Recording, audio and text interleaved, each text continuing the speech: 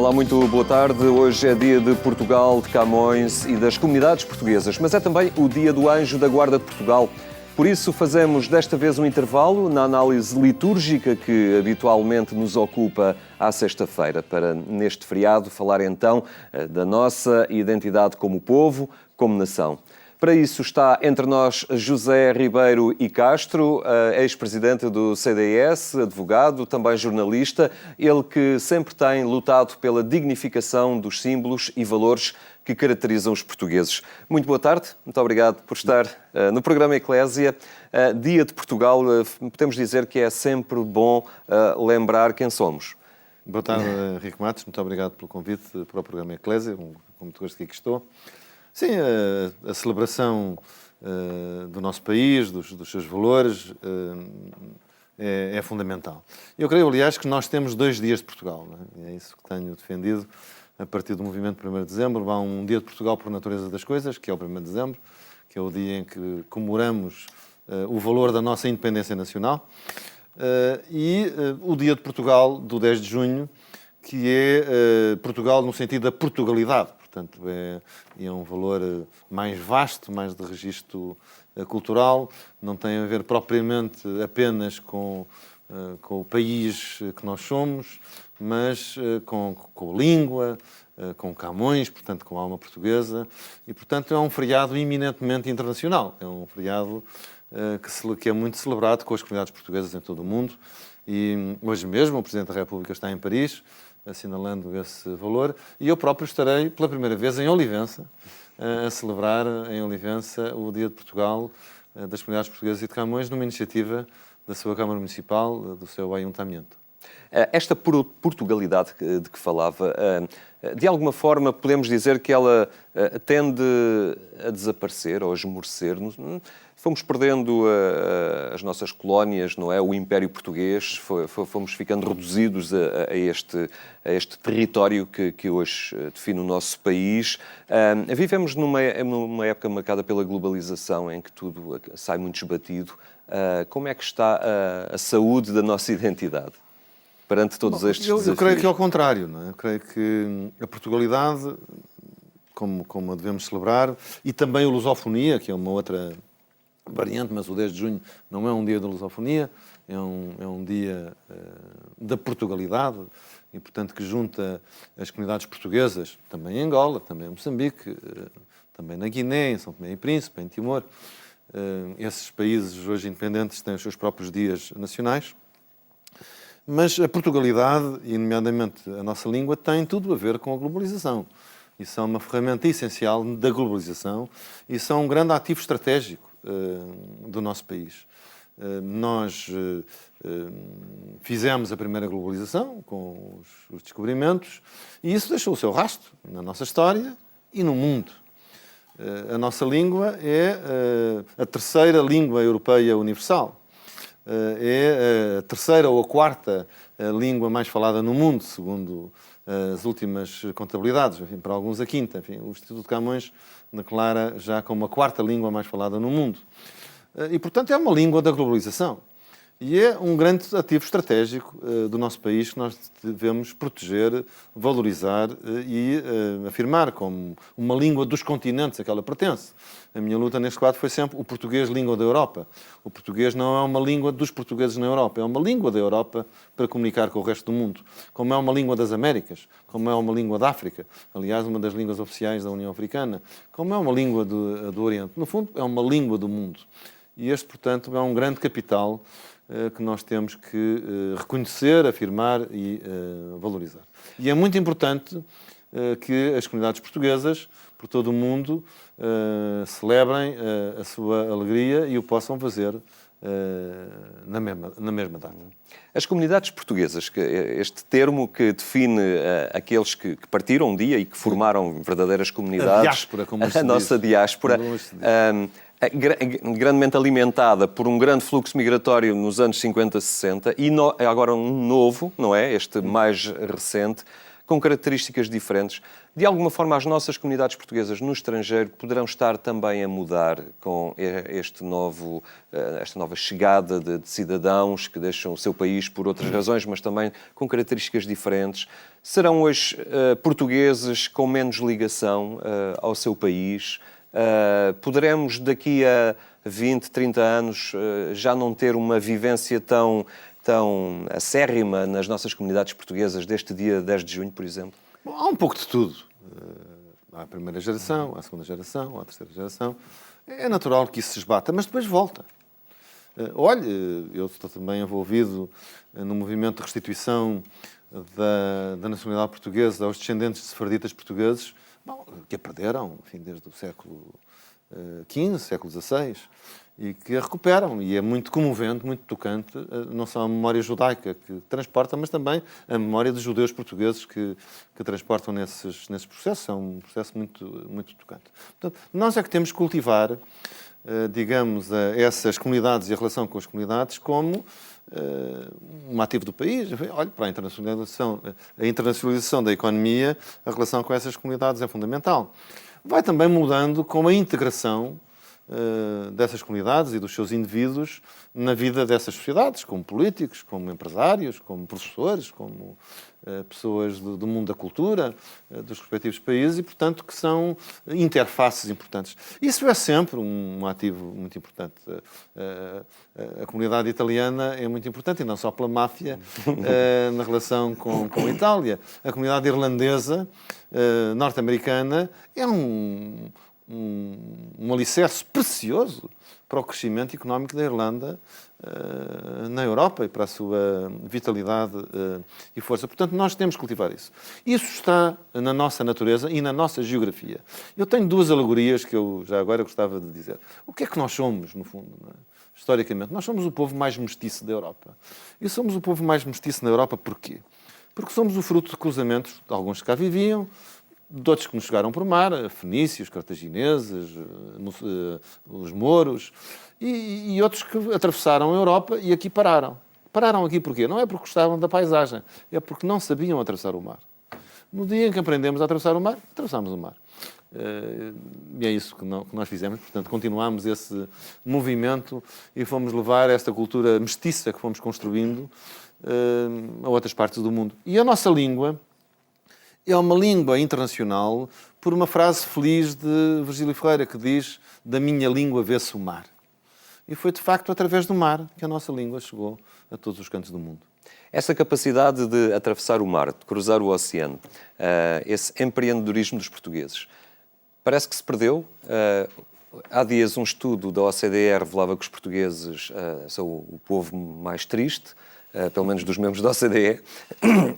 Como é que é isto? Como é que conjugamos estes dois fatores? Aqueles que, na sua determinação, arriscam, cruzam os mares em busca do desconhecido, na sua ambição, e hoje um povo, digamos, resignado e triste.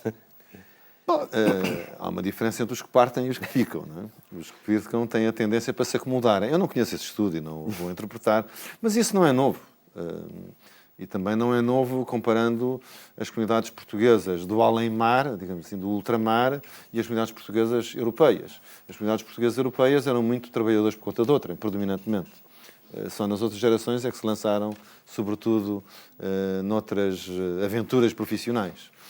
Mas eram muito operários, sobretudo, e, portanto, não tinham... Bom, as comunidades daqueles que foram para a África do Sul, ou para a Venezuela, ou para a Austrália, nós encontramos muitos setores dos transportes, em padarias, em restaurantes, portanto, pequenos empresários que se lançaram. Isso são características que se podem estudar.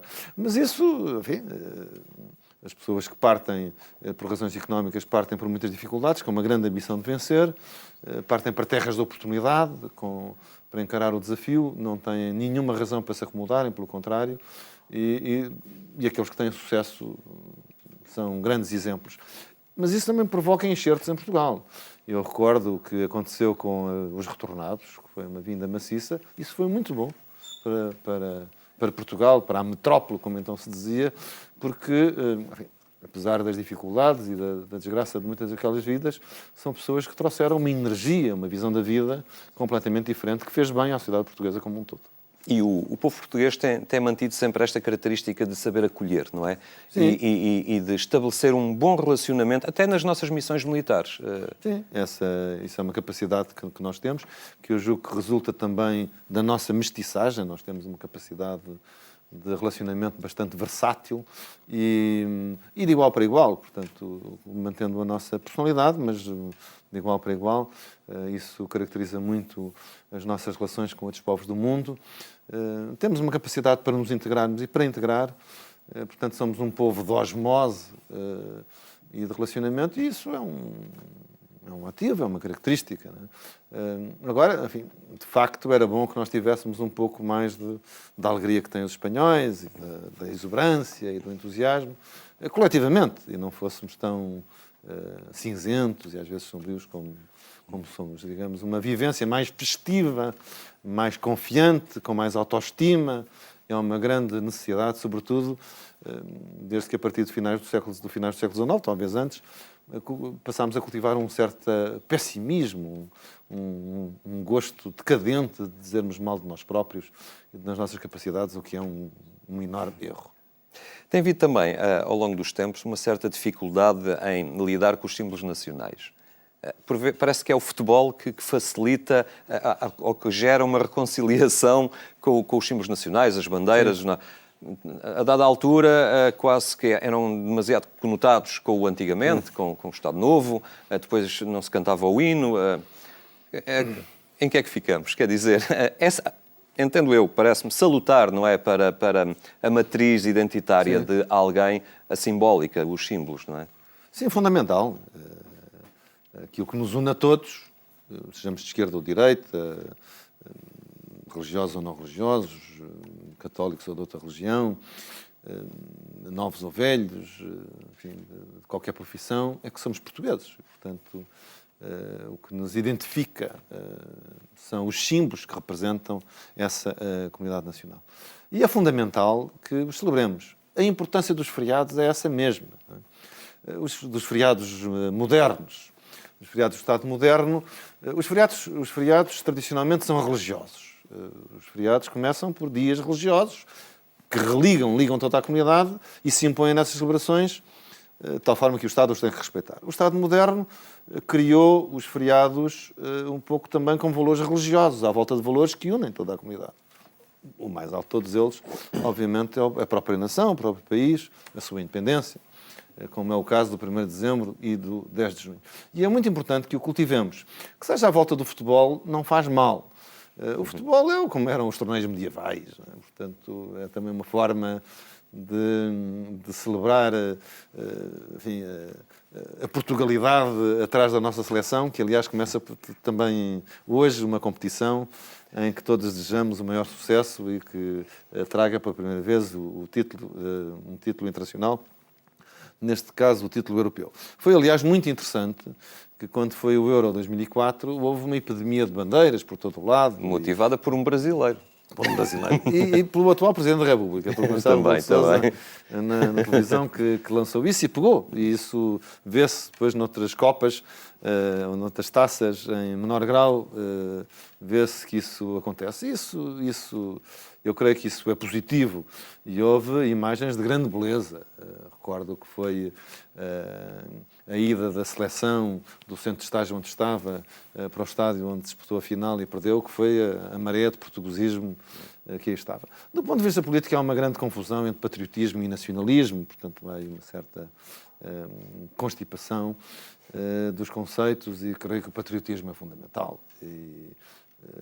E é muito importante que festejemos isso. E isso existe profundamente no povo português. Devo dizer que no 1º de dezembro, das coisas que mais me tocou e mais me surpreendeu era a resposta que eu sentia da base popular portuguesa para isso. Por exemplo, quando começámos a organizar o desfile das bandas filarmónicas, o que aprendemos com essa relação e como detectámos que as tradições da celebração do Dia da Independência estão profundamente inscritas nas comunidades portuguesas mais pequenas, um pouco por todo o país, à volta das suas bandas e de pequenas interpretações, e como foi fácil montar, apesar das dificuldades políticas do tempo, montar esse desfile. Portanto, isso significa que esses valores, na sua genuinidade, estão bem registados e é preciso levantá-los. Este é também um dia, e como eu referia no início, o dia do Anjo da Guarda de Portugal, a dimensão religiosa entra também na definição da nossa identidade. Há uma matriz religiosa dos portugueses, embora exista uma pluralidade de credos e de pertenças, não é? Mas, e recordando o 1º de dezembro e a figura de Dom João IV, e quando ele coroa Nossa Senhora da Conceição, há também aqui uma proximidade entre a fé, a nação, os portugueses, uma certa linha identitária, não é? Hoje, com Fátima, aqui, é também, de alguma forma, um fio condutor ao longo da nossa história. A questão Sim, isso é. E creio que é uma das nossas grandes felicidades. Uma das grandes felicidades para uma certa estabilidade nacional é quando existe também uma unidade, uma coesão do ponto de vista religioso. E quando não existem tensões e divisões, fraturas religiosas, que são muito problemáticas, como outras, para a vida dos países. E, portanto, um dos segredos para nós sermos o país europeu com as fronteiras definidas na Europa mais antigas e estável, também tem a ver com isso. E tem a ver, obviamente, com a nossa formação. A independência de Portugal foi reconhecida por uma bula papal, que era uma espécie de Nações Unidas na altura, para os reinos cristãos da Europa. A bula Manifestis Probatum, em 1171, se a memória não falha. Nós fomos formados no contexto da chamada Reconquista Cristã. Portanto, tinha havido uma invasão dos mouros da Europa e da Península no século VIII. Havia os reinos cristãos que tinham resistido no norte da Península, nas Astúrias, e depois tinha começado, a partir do Reino de Leão, sobretudo, uma reconquista, e a formação de Portugal integra-se nisso. As conquistas de Dom Afonso Henriques, depois com recuo, depois de novo Dom Sancho II, até que Dom Afonso III consolida basicamente aquilo que é o território de hoje. Depois há milagres associados à Batalha de Ourique, portanto, a realidade ou mito está associada à própria formação de Portugal. Diz-se que é a partir da Batalha de Ourique que Dom Afonso Henriques passou a usar pela primeira vez o título de rei. Bom, e depois, enfim, as batalhas. São Jorge era o patrono de Portugal, São Padroeiro, os Barrota, os nossos guerreiros, comandados por Nuno Alves Pereira e Dom João I, gritavam por São Jorge, era o grito à inglesa, e depois, mais tarde, com Dom João IV, Nossa Senhora da Conceição, Rainha de Portugal, numa história, por acaso, muito semelhante à da Polónia. Na mesma época, a Polónia também foi consagrada a Nossa Senhora de Sextosowa, em 1650 e picos, numa guerra com a Suécia e que segurou a sua independência.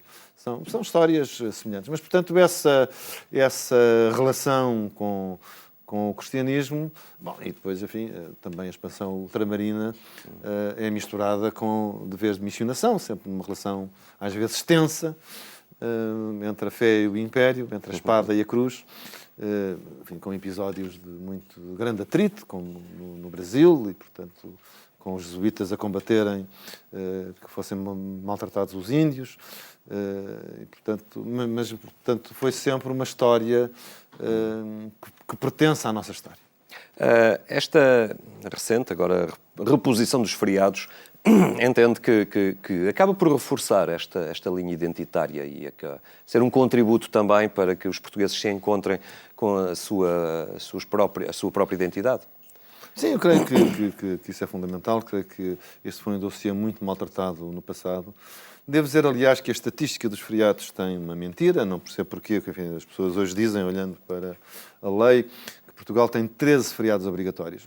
Isto é mentira. É verdade e é mentira. Porquê? Porque um dos feriados obrigatórios, introduzido em 2002, salvo erro, é o domingo de Páscoa. Ora, não faz sentido contar para esse efeito de estatística também o domingo de Páscoa como um feriado. Aliás, por uma razão que eu não percebo, os dois feriados da Páscoa, portanto a Sexta-feira Santa, que assim é feriado, e o Domingo de Páscoa, que também está assim declarado, não são feriados concordatários, não percebo porquê, não está na lista da Concordata. Mas, enfim, o 10 de junho não foi afetado, tinha sido afetado o 1º de dezembro e também o 5 de outubro nos feriados civis, nos religiosos o Corpo de Deus e, enfim, que já vimos celebrar em maio, e a festa tão importante de Todos os Santos, que voltaremos a ter na sua plenitude neste ano. Creio que essa restituição é importante. Poderá, e eu isso nunca excluí, deslocar-se a data de gozo, do descanso e de celebração pública dos dias. Enfim, aliás, o Código de Trabalho prevê-o, que quanto a alguns feriados possam ser deslocados para segunda-feira. Portanto, assim se resolveu o problema das pontes. Isso não pode ser com os religiosos, porque obviamente são celebrações que têm que ser feitas no próprio dia ou não fazem sentido nenhum. Não faz sentido celebrar o Quinta-feira Corpo de Deus. Esvaziar todo o conteúdo do dia. Não é? Celebrar a Quinta-feira Corpo de Deus à segunda-feira não faz sentido. Ou o dia de Natal. Ou o dia de Natal noutro dia qualquer, ou o dia de Todos os Santos noutro dia qualquer. Portanto, as celebrações religiosas têm... Mas, enfim, admito que um outro feriado civil isso possa acontecer. E cheguei a defender que o 10 de junho pudesse ser sempre celebrado, mantendo-se o 10 de junho, sempre a um domingo. Porquê? Porque, e creio que aí poderia ganhar dignidade em vez de ir perder. Este ano é uma sexta-feira, portanto, nós pouco nos vamos a perder nisso, mas muitas vezes é à quarta-feira ou à terça-feira. E como disse do princípio, o 10 de junho é um feriado universal. Ora, nós não decretamos feriados universais.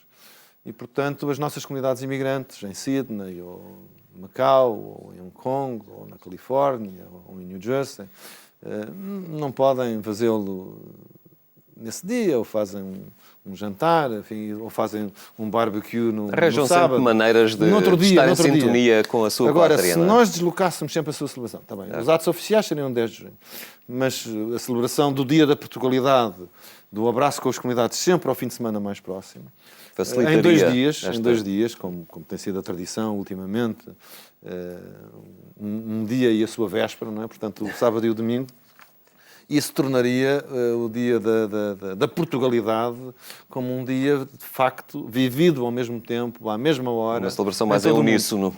Em todo o mundo. José Ribeiro Castro, muito obrigado por ter estado hoje aqui e nos ter ajudado a perceber também os contornos e a necessidade de os percebermos bem desta silhueta, deste país que somos e perante o qual temos também o dever de conhecer, não é só celebrar, mas também conhecer o país que somos. Muito obrigado. Muito obrigado e muito bom dia de Portugal. Hoje aqui foi um olhar sobre Portugal, sobre o que significa afinal ser português. A terminar, recordo ainda que mais logo pode acompanhar a edição rádio do programa Eclésia, é pelas 22h45 na Antena 1. Tenha então um bom dia de Portugal e um grande fim de semana.